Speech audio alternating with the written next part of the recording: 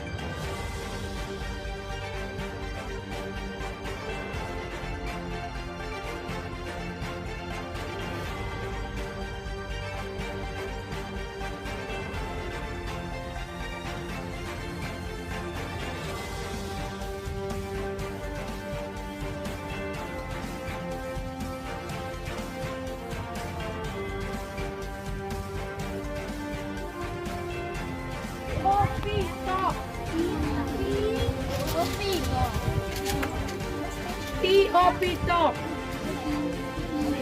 L-O-T lot. L-O-T lot. राजधानी क्या है? Bhopal. Very good. Good job. Write down in your notebooks. लिखो. हम हैं मध्य प्रदेश में. हम कहाँ पे हैं? मध्य प्रदेश में. मध्य प्रदेश का कौन सा जिला है?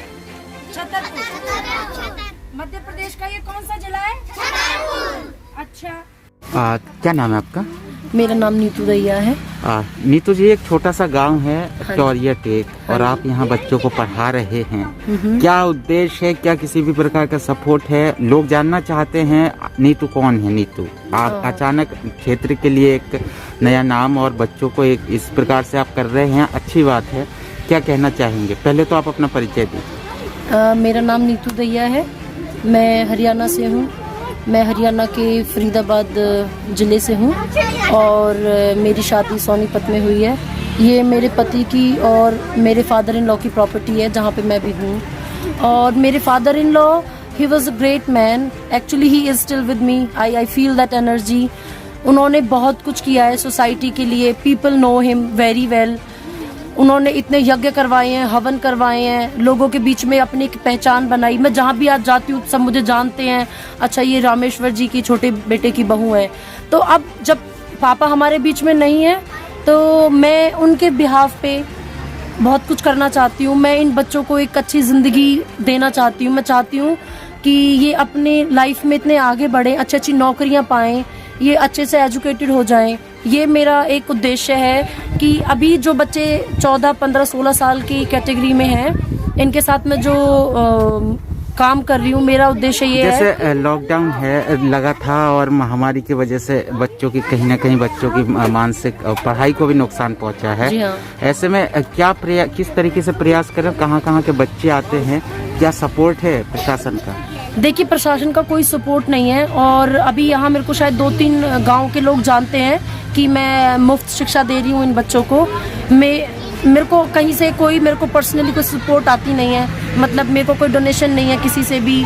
मैं जो भी मेरे पास है जो भी मेरी मनी मेरी पॉकेट अलाउ करती है, मैं वो मनी इन बच्चों के साथ अपना लगा देती हूँ। जैसे कुछ प्लांट्स खरीद के इनको प्लांटेशन करवा दिया, इनको प्लांट्स की मैंने इम्पोर्टेंस बताई है, एनवायरनमेंट की इम्पोर्टेंस बताई है कि हम एनवायरनमेंट को कैसे हेल्दी रख सकते हैं। कितने बच्चे हैं टोटल, कितने बच्चे आते हैं? अभी मेरे पास हाल फिलहाल में 70 to 80 किड्स आते हैं डेली। तो इतने बच्चों को संभालने के लिए आप अकेला कैसे करते हैं? अकेले करना बहुत मुश्किल है, क्योंकि कुछ बच्चे ऐसे हैं जो कि 5वीं 6ठी 7वीं क्लास में है, लेकिन उनको अल्फाबेट्स नहीं आते हैं। तो for me it's a tough job. एक ही टाइम पे आप इतने सारे बच्चों को हैंडल नहीं कर सकते, क्योंकि ये बच्चे मेरे से ज़्यादा लगाव रखते हैं, तो ये ज़्यादा भारी संख्या में आते हैं। अब मैं कैसे एक एक बच्चे को डील करूं, तो इसीलिए मैंने अपने साथ ये उत्कर्ष लड़का है, इसको लगाया है। ये अच्छा, he is a well educated person. अभी इस एरिया में मुझे लगा कि इसका मैथमेटिक्स अच्छा है, इसकी हिंदी अच्छी है, इसकी पकड़ है बच्चों के साथ, ये कंट्रोल कर लेता है। तो जैसे आपने रखा तो सैलरी भी होगी? हाँ जी, मैं इसे पैसे भी देती हूँ। अच्छा, आप अपने तरफ से कर? जी, मैं इसे अपनी तरफ से अभी पैसे दे रही हूँ। अच्छा। ताकि बच्चों को जो ये आ रहे हैं, तो जैसे ये स्कूल में जाते हैं, सरकारी स्कूलों में, वहाँ अपना टाइम वेस्ट कर लेते हैं। मेरे पास आए तो कम से कम अपना समय व्यर्थ ना करें, अपना टाइम वेस्ट ना करें, उसको यूज करें। अच्छा। तो मैं अपने पैसों से इसका यूटिलाइज करवा रही हूँ। अच्छा, अपने खुद से ही आप कर रहे हैं? हाँ जी। कोई एनजीओ नहीं, कुछ संस्था नहीं? जी, कोई संस्था नहीं है। जब आप एक नेक काम करते हैं, जब आप बच्चों की मदद करते हैं, जब आप शिक्षा का प्रचार कर रहे हैं, जब आप चाहते हैं कि ये बच्चे एक अच्छे नागरिक बने, तो आपको मुझे नहीं लगता किसी इंस्टीट्यूट की या किसी एनजीओ की जरूरत है।